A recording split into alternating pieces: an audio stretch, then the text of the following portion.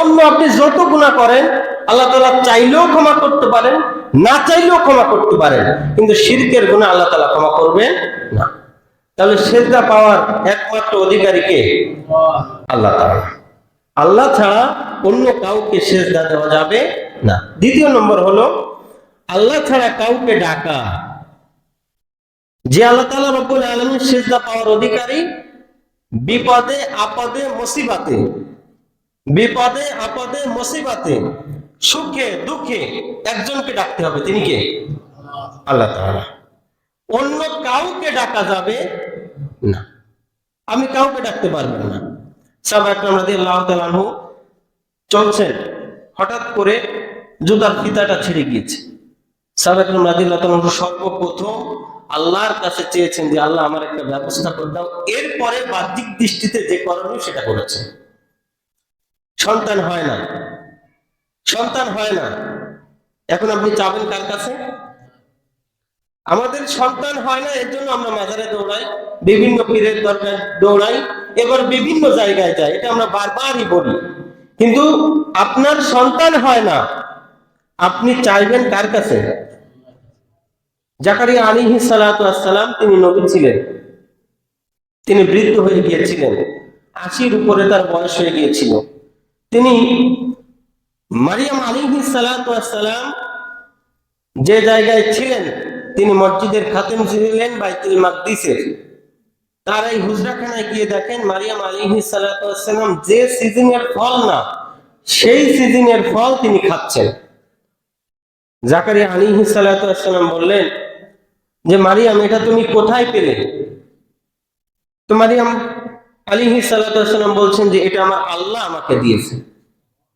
জাকারিয়া আলাইহিস সালাতু ওয়াস সালাম বৃদ্ধ হয়ে গিয়েছেন। কোরআনুল কারিমে রাসুস শাইবা আসছে যে তার মাথার চুলগুলি সাদা হয়ে গিয়েছে, এরপরে হাঁটুতে ভর করে তিনি ভালোভাবে চলতে পারেন না।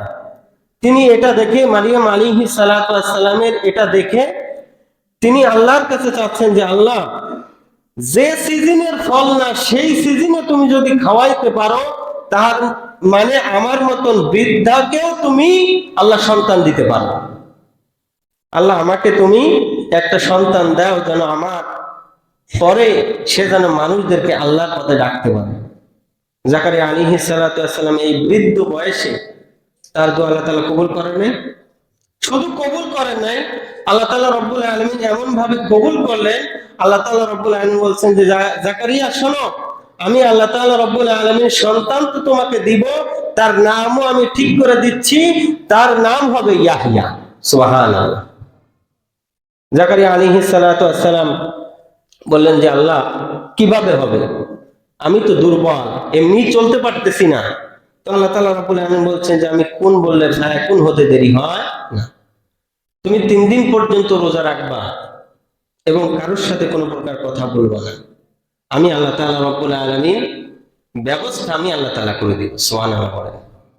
এই জাকারিয়া আলাইহিস সালাতু ওয়াস সালামকে সন্তান কে দিয়েছেন? আপনার তো 2 বছর 5 বছর 10 বছর হলেই মাথা খারাপ হয়ে যায়, অমুক কবিরাজ তমুক কবিরাজ, এরকম লোক আমরা আছি না? এবং যে আল্লাহ তাআলা রব্বুল আলামিন আপনাকে সন্তান দিচ্ছেন না, এটা হতেও তো পারে যে সন্তান হওয়ার পরে এই সন্তান আপনার গলায় ছুরি চালাবে, হতে পারে কি না? কেন আপনাদের এই যে বাংলাদেশের এক বড় একজন পুলিশ কর্মকর্তাকে তার মেয়ে ওই ছুরি চালাইছে না, জবাই করছে না? এই সমস্ত সন্তান তো হওয়ার থেকে না হওয়া আরো ভালো। রাসূল সাল্লাল্লাহু আলাইহি ওয়াসাল্লাম বলছেন, সন্তানদেরকে বলছেন যে তোমার সন্তান হয় তোমার জন্য সম্পদ, না হলে সবথেকে ক্ষতির কারণ। এমন অনেক সন্তান আছে পিতার উপরে লাঠি চালায়, এরকম সন্তান আছে না? পিতাকে ধরে মারে, এরকম সন্তান আছে না? এরকম সন্তান হওয়ার থেকে তো ওই পিতা তখন বলে না হইলেই ভালো হতো। এজন্য জাকারিয়া আলাইহিস সালাতু ওয়াস সালাম চেয়েছেন কার কাছে? আপনি চাবেন কার কাছে? আল্লাহর কাছে। আল্লাহ ছাড়া আপনি যদি কাউকে ডাকেন, তাহলে এই ডাকার জন্য আল্লাহ তাআলা রব্বুল আলামিন, আপনি যে শিরক করতেছেন এর জন্য আপনাকে কোথায় যাইতে হবে? জাহান্নামে।